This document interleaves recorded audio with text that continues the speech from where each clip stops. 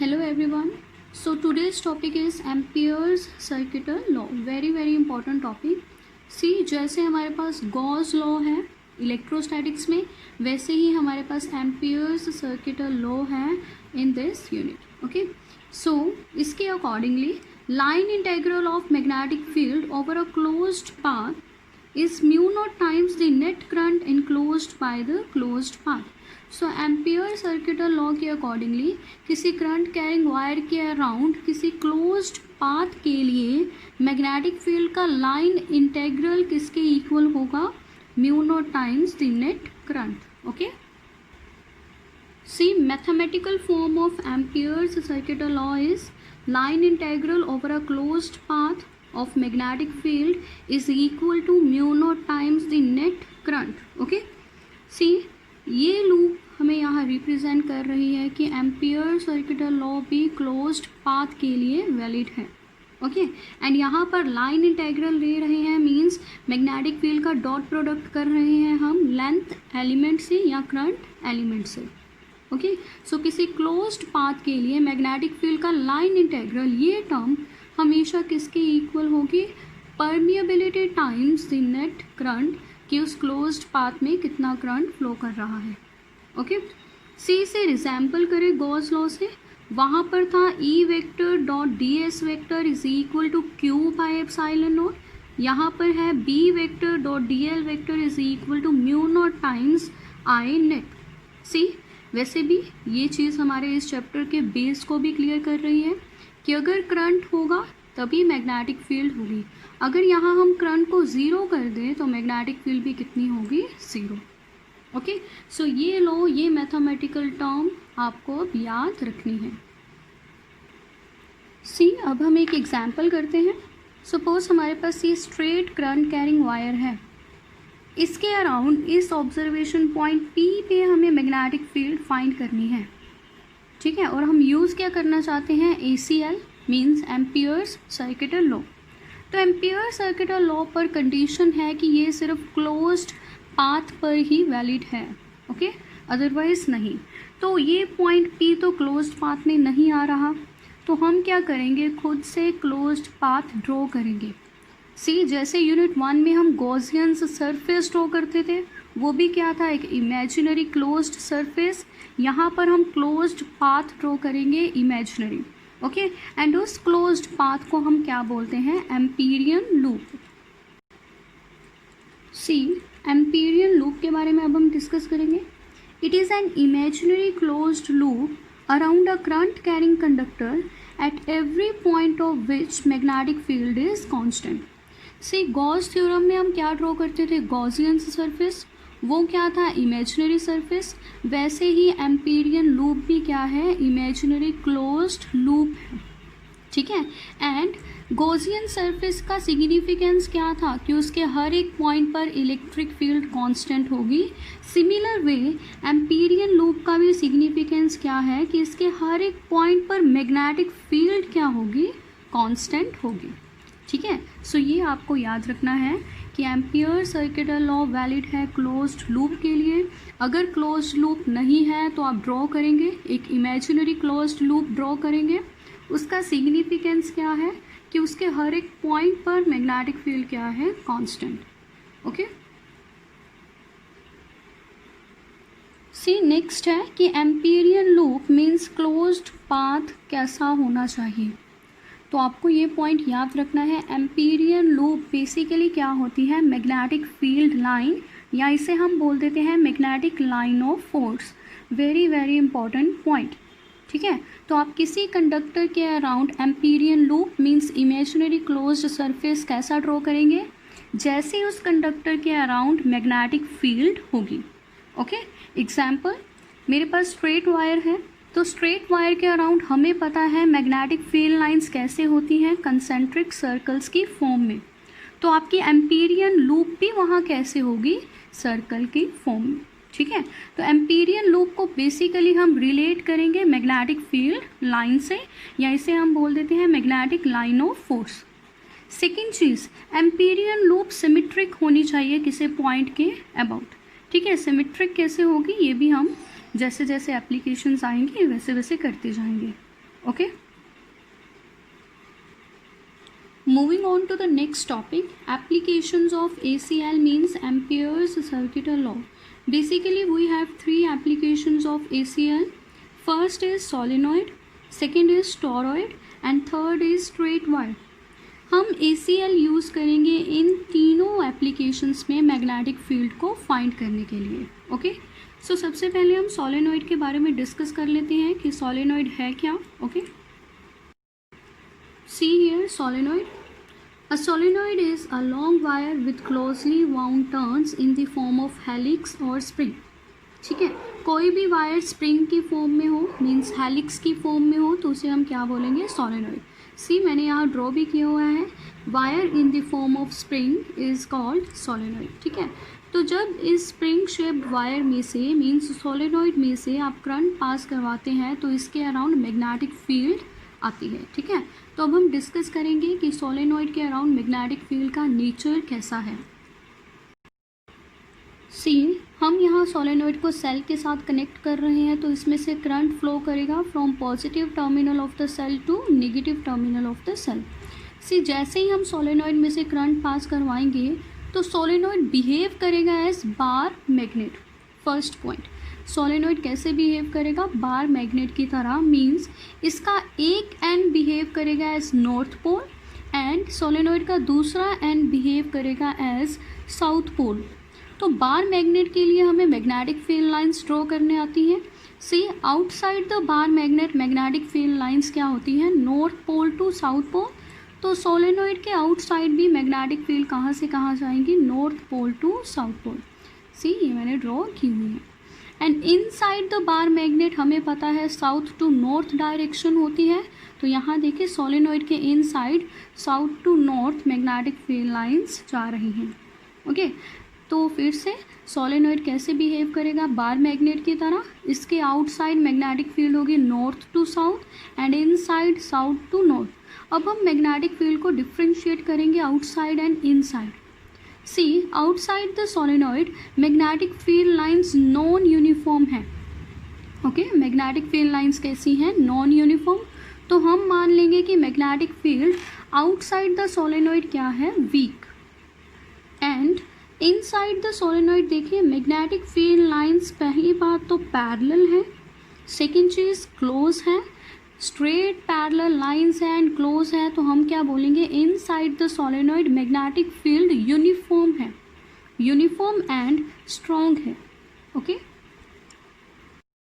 सी वही मैंने यहाँ थ्योरी में लिखा है, magnetic field around a solenoid is same as that of a bar magnet. Okay, which means inside a solenoid magnetic field is strong and uniform. जैसे मैंने बताया है, inside the solenoid field lines are close and parallel हैं and straight हैं, तो inside magnetic field क्या होगी, strong, and उसे हम क्या कंसिडर करेंगे, uniform. But outside the solenoid magnetic field is weak and non uniform.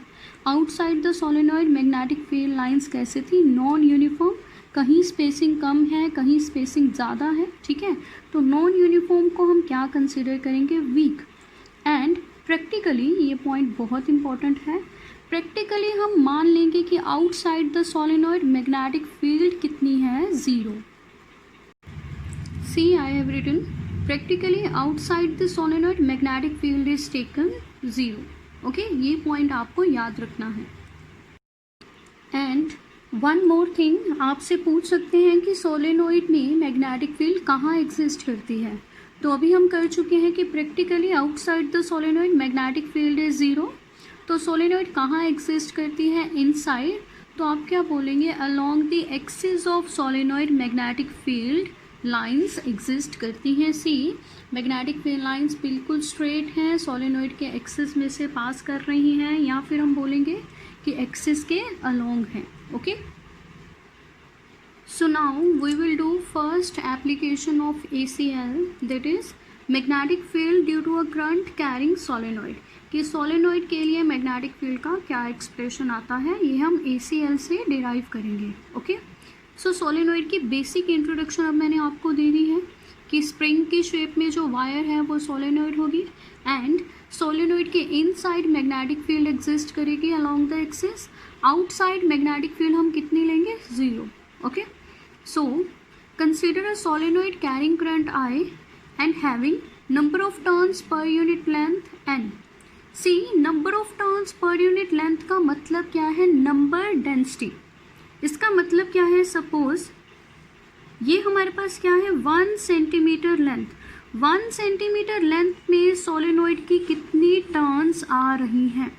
Okay, number density क्या होता है कि 1 सेंटीमीटर लेंथ में सोलेनोइड की कितनी टर्न्स आ रही हैं.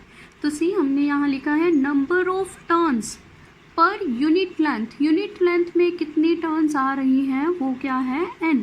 सो n is equal to number of turns. तो कैपिटल N है number of turns divided by length. Okay, and यहाँ से हम नंबर ऑफ टर्न्स ये कैपिटल N इजीली निकाल सकते हैं. Therefore number of turns is equal to n into L. Okay, ये आपको याद रखना है कि इतनी नंबर ऑफ टर्न्स होती हैं सोलेनोइड में. एग्जाम्पल ले लेते हैं इसकी. सपोज मैं आपको बोलूँ कि 1 सेंटीमीटर में सोलेनोइड की 2 टर्न्स आ रही हैं. तो 1 सेंटीमीटर में अगर सोलेनोइड की 2 टर्न्स आ रही हैं तो सोलेनोइड की टोटल लेंथ है 10 सेंटीमीटर. तो आप इजीली बता सकते हैं कि 10 सेंटीमीटर में सोलेनोइड की कितनी टर्न्स हैं. ओके, सो नेक्स्ट हम ऑब्जर्वेशन पॉइंट कंसीडर करेंगे. So let P be the observation point on the axis of solenoid. Okay, अब देखो यहाँ पर हम ऑब्जर्वेशन पॉइंट कहाँ ले रहे हैं? Along the axis. क्यों? बिकॉज सोलेनोइड में मैग्नेटिक फील्ड कहाँ एग्जिस्ट करती है? Along the axis. तो एक्सिस पर ही हमने क्या किया है? एक ऑब्जर्वेशन पॉइंट ले लिया है. अब हमें क्या करना है? ACL यूज़ करना है एंड बताना है कि इस ऑब्जर्वेशन पॉइंट P पर क्या एक्सप्रेशन है मैग्नेटिक फील्ड का. ओके, सो अब हम डायग्राम ड्रॉ करेंगे इस डेरिवेशन के लिए. सी, हमारे पास ये सोलेनोइड है, मैंने डॉटेड लाइन से ड्रॉ किया है. इसे हम कनेक्ट कर रहे हैं सेल के साथ. सो इसमें करंट फ्लो करेगा in this direction. Okay, and see, solenoid की बाउंड्रीज को मैंने रेड से मार्क कर दिया है. ये है बाउंड्रीज ऑफ सोलेनोइड एंड ये हॉरिजॉन्टल लाइन क्या है? Axis of solenoid. ओके, ये एक्सिस है सोलेनोइड का एंड यहाँ मैंने रीजन्स भी मार्क कर दिए हैं. सी, ये रीजन है इनसाइड द सोलेनोइड एंड ये रीजन है आउटसाइड द सोलेनोइड. एंड आपको पता है practically outside the solenoid magnetic field कितनी होती है? 0. ओके, सो जैसे मैंने थ्योरी में लिखा कि हम ऑब्जर्वेशन पॉइंट P कंसीडर करेंगे along the axis of solenoid. See, ये लाइन एक्सिस है एंड आपको पता है magnetic field inside the solenoid ही एग्जिस्ट करती है. तो ये मैंने मैग्नेटिक फील्ड की डायरेक्शन दे दी है. ठीक है, ये है मैग्नेटिक फील्ड की डायरेक्शन अलोंग द एक्सिस. तो अब देखो इस एक्सिस पर ये हमारा है ऑब्जर्वेशन पॉइंट P. हमें इस पॉइंट पर बताना है मैग्नेटिक फील्ड का क्या एक्सप्रेशन आता है. ओके, सो हमें यहाँ अप्लाई क्या करना है? ACL. ACL कहाँ अप्लाई होता है? जहाँ क्लोज्ड पाथ हो, क्लोज्ड लूप हो. ये ऑब्जर्वेशन पॉइंट किसी क्लोज्ड पाथ में नहीं आ रहा तो हम यहाँ क्या ड्रॉ करेंगे? Amperian loop. तो मैंने आपको बताया था एम्पीरियन लूप का नेचर कैसा होना चाहिए. एम्पीरियन लूप एक्चुअल में एक मैग्नेटिक फील्ड लाइन है. तो इनसाइड द सोलेनोइड हम ड्रॉ कर चुके हैं. मैग्नेटिक फील्ड लाइंस कैसी होती है? पैरेलल. ठीक है, तो यहाँ एम्पीरियन लूप भी हमें वैसी ही बनानी होगी कि एक साइड कैसी आए लूप की? पैरेलल. ओके, सी, तो हम इस ऑब्जर्वेशन पॉइंट P पर एक रेक्टेंगुलर एम्पीरियन लूप ले रहे हैं. ठीक है, रेक्टेंगल ही क्यों लिया? सी, इनसाइड द सोलेनोइड हम ड्रॉ कर चुके हैं. मैग्नेटिक फील्ड लाइंस कैसी थी? Straight parallel lines. तो एम्पीरियन लूप भी कैसी होनी चाहिए थी? स्ट्रेट, बिकॉज मैंने बताया है वो मैग्नेटिक फील्ड लाइन है. तो ये स्ट्रेट लाइन तो मैंने ड्रॉ कर दी, बट फिर भी ये क्लोज्ड पाथ नहीं बन रहा था. तो क्लोज्ड पाथ होना कैसे चाहिए? सिमेट्रिक. तो सिमेट्री के लिए हमने यहाँ रेक्टेंगुलर लूप ली है. ओके, सी, अब हम क्या करेंगे? इस क्लोज्ड रेक्टेंगुलर लूप पर एम्पियर सर्किटल लॉ अप्लाई करेंगे, which is line integral of magnetic field means integration of B vector dot D L vector is equal to mu naught I net. So अब आपको इस equation को Gauss law के साथ resemble करना होगा। सी Gauss law में जो लेफ्ट हैंड साइड हमारे पास इक्वेशन थी integral of E vector dot D S vector, इसे हम फर्दर डिवाइड करते थे जब हमारे पास गॉसियन सरफेस सिलेंड्रिकल होता था। तो सिलेंड्रिकल सरफेस के 3 पार्ट्स थे, तो गॉस लॉ की लेफ्ट हैंड साइड को हम 3 पार्ट्स के लिए डिवाइड करते थे। यहाँ पर अब हमारे पास क्या है, रेक्टेंगुलर लूप मीन्स कितनी साइड्स हैं, 4 साइड्स। तो सिमिलर वे हम यहाँ एम्पियर सर्किटल लॉ की लेफ्ट हैंड साइड को डिवाइड करेंगे ये 4 साइड्स के लिए। ओके, सो इन 4 साइड्स को हम नाम दे देंगे ए बी सी डी। सो ये लेफ्ट जो इंटेग्रल है हमारे पास ये डिवाइड हो जाएगा ये 4 साइड्स के लिए। ओके, सी यहाँ मैंने साइड्स को नाम दे दिया है A B B C C D and D A. Okay, अब देखो इस लेफ्ट हैंड साइड को हमें इन 4 साइड्स के लिए डिवाइड करना है, तो हम क्या करेंगे, यहाँ डॉट प्रोडक्ट खोलेंगे। तो डॉट प्रोडक्ट के लिए हमें magnetic field and DL element की डायरेक्शन चाहिए। तो मैग्नेटिक फील्ड की डायरेक्शन तो हमें पता है, हम ऑलरेडी ड्रॉ कर चुके हैं, ये है मैग्नेटिक फील्ड की डायरेक्शन। तो इसे ड्रॉ कर लेते हैं हर साइड पर। सी इस ऑब्जर्वेशन पॉइंट पर मैग्नेटिक फील्ड होगी इस साइड, ठीक है, ये है बी वेक्टर। इस साइड मैग्नेटिक फील्ड तो यही रहेगी, डायरेक्शन इसकी यही रहेगी बी वेक्टर। दिस साइड ये देखो सी डी साइड जो है ये आउटसाइड द सोलेनोइड आ रही है, तो यहाँ मैग्नेटिक फील्ड कितनी होगी, 0, तो वो हम यहाँ नहीं ड्रॉ करेंगे। And along D A side magnetic field की यही डायरेक्शन रहेगी, तो कहीं भी आप ड्रॉ कर दें, ये है बी वेक्टर। तो 4 साइड्स के लिए हमने बी वेक्टर की डायरेक्शन तो ड्रॉ कर दी। अब हमें क्या चाहिए, डी एल वेक्टर, ठीक है। फिर हम इन दोनों के बीच का एंगल देखेंगे क्या आ रहा है 4 साइड्स के लिए, and then dot product open कर देंगे जैसे गॉस थ्योरम में किया था। ओके, अब देखो डी एल है लेंथ एलिमेंट।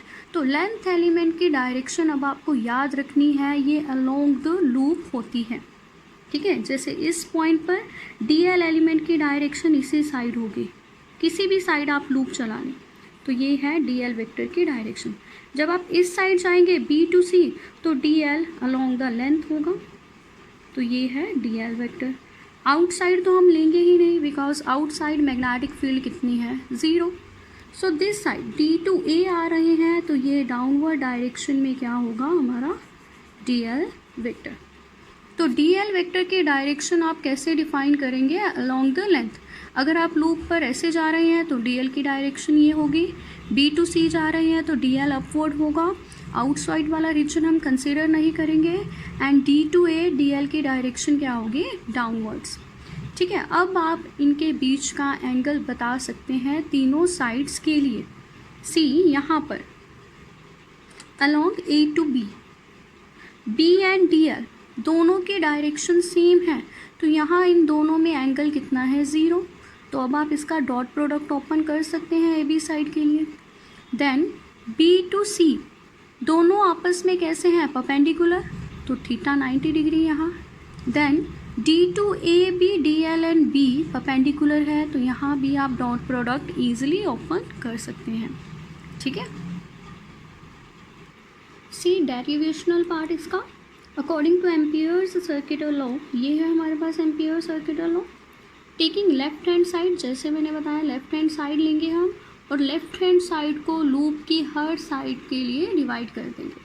तो देखो लेफ्ट हैंड साइड को मैंने डिवाइड कर दिया from A to B plus B to C plus C to D and plus D to A. Okay, so अब हम इनका डॉट प्रोडक्ट ओपन करेंगे, तो हमें एंगल्स पता है। अब see from A to B B D L A to B दोनों में एंगल 0 डिग्री था, cos 0, plus B to C B D L cos 90 degree, angle 90 degree था। सी टू डी जो पार्ट था हमारा एम्पीरियन लूप का, वो लाई कर रहा था outside the solenoid, and outside the solenoid practically हम मैग्नेटिक फील्ड कितनी ले रहे हैं, 0। तो ये पूरा इंटेग्रल ही कितना हो गया 0 प्लस D2A, इन दोनों में एंगल कितना था 90 डिग्री, तो डॉट प्रोडक्ट ओपन कर दिया। ओके सी मैंने यहाँ रीज़न दिया है, integral of C to D of B dot DL is equal to 0। हम क्यों ले रहे हैं, because B outside the solenoid क्या है 0 एंड cos 90 की वैल्यू 0 होती है, cos 0 की वैल्यू 1 होती है। तो अकॉर्डिंगली जब हम वैल्यूज़ को सॉल्व करेंगे तो ये left hand side of ACL की वैल्यू क्या आ जाएगी, A to B BDL, cos 0 की वैल्यू 1। अब एम्पीरियन लूप का सिग्निफिकेंस क्या है कि उसके हर एक पॉइंट पर मैग्नेटिक फील्ड क्या है, कांस्टेंट। सो B को इंटीग्रल से बाहर ले लेंगे, सो इंटीग्रेशन किसके रह जाएगी, DL। Okay since integral of DL means total length of the solenoid and हम मान लेते हैं total length of the solenoid क्या है L। सो ये left hand side of equation 1 means ACL की वैल्यू क्या आ गई, BL। अब हम राइट हैंड साइड को सॉल्व करेंगे। So now taking right hand side, वो क्या थी हमारे पास, म्यू नॉट आई नेट। अब देखो आई नेट का मतलब क्या है, वो करंट जो क्लोज्ड लूप एनक्लोज कर रही है। यहाँ पर हमारे पास क्लोज्ड लूप क्या है, ABCD रेक्टेंगुलर लूप। तो हम इसे कैसे लिखेंगे, mu naught as it is, I net को क्या लिखेंगे, current due to loop ABCD। Definition में ही हमने लिखा है, वही करंट लेंगे हम जो हमारा क्लोज्ड पाथ में आएगा। ठीक है, देखो हमारे क्लोज्ड पाथ यहाँ पर क्या है, रेक्टेंगुलर लूप। सोलेनोइड कैसे है, ऐसे कंसीडर किया हुआ है एंड सोलेनोइड की कुछ टर्न्स हमारे रेक्टेंगुलर लूप में से पास कर रही हैं। तो इस रेक्टेंगुलर लूप में करंट किस वजह से आया, इन टर्न्स की वजह से। ठीक है, बाहर वाली टर्न्स हम नहीं कंसीडर करेंगे, इन टर्न्स की वजह से ही इसमें करंट आया। तो हम आई नेट को कैसे लिखेंगे, see mu naught as it is number of turns into current जो सोलेनोइड में से पास कर रहा है। ये कौन सी नंबर ऑफ टर्न्स होंगी जो इस लूप में आ रही हैं। ठीक है, एंड नंबर ऑफ टर्न्स का फॉर्मूला स्टार्टिंग में ही मैंने लिखा है, it is n into L, mu naught as it is, so number of turns n into L, और करंट कितना है सोलेनोइड में, I। Okay, so right hand side को हमने लिख दिया म्यू नॉट NLI। अब देखो right hand and left hand की वैल्यू जो हमारे पास आई वो हम इक्वेशन 1 में पुट कर देंगे। सो इक्वेशन 1 बिकम्स, देखो लेफ्ट हैंड साइड की वैल्यू आई थी हमारे पास BL इक्वेशन 2 से, एंड राइट हैंड साइड की वैल्यू अभी अभी हमने निकाली, म्यू नॉट NLI आ रही है। L एंड L कैंसिल हो जाएंगे, तो B की वैल्यू क्या आएगी, mu naught NI। So this is the required expression for magnetic field at point P on the axis of solenoid. So ये फॉर्मूला अब आपको याद रखना है एंड इसे हम ऐसे भी लिख सकते हैं, सिंस N की वैल्यू हमें पता है it is capital N by L means number of turns per unit length. तो ये वैल्यू पुट कर देंगे, B आ जाएगा mu naught N by L into I। Okay, so now special case, at the ends of solenoid, solenoid के ends पर magnetic field की value reduce हो जाती है। ठीक है, कितनी रिड्यूस होती है, हाफ हो जाती है ओरिजिनल वैल्यू के। ओरिजिनल वैल्यू हमारे पास क्या है, म्यू नॉट NI। तो B and means magnetic field at the ends of solenoid कितनी होगी, mu naught NI divided by 2। Original value का यहाँ हाफ कर दिया है हमने। ठीक है, ये भी पॉइंट आपको याद रखना है। So last part, graphical representation of magnetic field solenoid के लिए हम दो तरह की ग्राफिकल रिप्रेजेंटेशन करेंगे, एक फॉर रियल सोलेनोइड, एक for ideal solenoid. Okay, so first for real solenoid, real solenoid में क्या होगा, एंड्स पर मैग्नेटिक फील्ड की वैल्यू रिड्यूस हो जाएगी, कितनी हो जाएगी, ओरिजिनल के हाफ। तो देखो ग्राफिकल रिप्रेजेंटेशन कैसे करेंगे हम, सी अलॉन्ग एक्स एक्सिस हम R ले रहे हैं। ठीक है, सपोज ऑब्जर्वेशन पॉइंट का distance, and along Y axis हम मैग्नेटिक फील्ड ले रहे हैं। तो ये हमारा सोलेनोइड है। ठीक है, तो देखो सोलेनोइड के एक्सिस पर through out the axis magnetic field की वैल्यू सेम रहेगी, इतनी वैल्यू होगी, ये वैल्यू क्या है, म्यू नॉट NI। जैसे ही हम सोलेनोइड के एंड्स को अप्रोच करते हैं तो मैग्नेटिक फील्ड की value at the ends of solenoid half हो जाती है। तो इतनी वैल्यू थी पहले म्यू नॉट एन आई, इसका हाफ हो जाएगा। हाफ क्या होगा, mu not an I by 2 दोनों एंड्स पर रियल सोलेनोइड के लिए। Okay, now for ideal solenoid means जो प्रैक्टिकली पॉसिबल नहीं है। अगर रियल सोलेनोइड में वैल्यू एंड्स पर हाफ हो रही है तो आइडियल में नहीं होगी। आइडियल सोलेनोइड के लिए वैल्यू थ्रू आउट क्या रहेगी, कांस्टेंट रहेगी, जो क्या है म्यू नॉट एन आई। तो इसकी ग्राफिकल रिप्रेजेंटेशन देखें। सी, ये सोलेनोइड है हमारे पास, ठीक है। Through out the solenoid value यही रहेगी mu not an I, ends पर अब वैल्यू हाफ नहीं होगी, ठीक है। इसीलिए इसे बोलते हैं आइडियल, मीन्स एक्चुअल में ऐसा नहीं होता। सी, अब एक क्वेश्चन अराइज होता है कि सोलेनोइड के एंड्स पर मैग्नेटिक फील्ड की वैल्यू रिड्यूस क्यों होती है, हाफ क्यों हो जाती है। तो देखिए, inside the solenoid magnetic field lines are straight parallel lines, means uniform है। तो जैसे जैसे हम सोलेनोइड के एंड को अप्रोच करेंगे ये स्ट्रेट लाइंस एंड पर कर्व्ड होने स्टार्ट हो जाती हैं, बिकॉज वो आउटसाइड रीजन को अप्रोच कर रही हैं, ठीक है। और एंड्स पर क्या होता है, फील्ड लाइंस नॉन यूनिफॉर्म होना स्टार्ट हो जाती हैं, एंड नॉन यूनिफॉर्म फील्ड क्या होती है, वीक होती है। इसी वजह से सोलेनोइड के एंड्स पर मैग्नेटिक फील्ड की वैल्यू रिड्यूस हो जाती है। Okay, so this is our today's lecture. Thank you.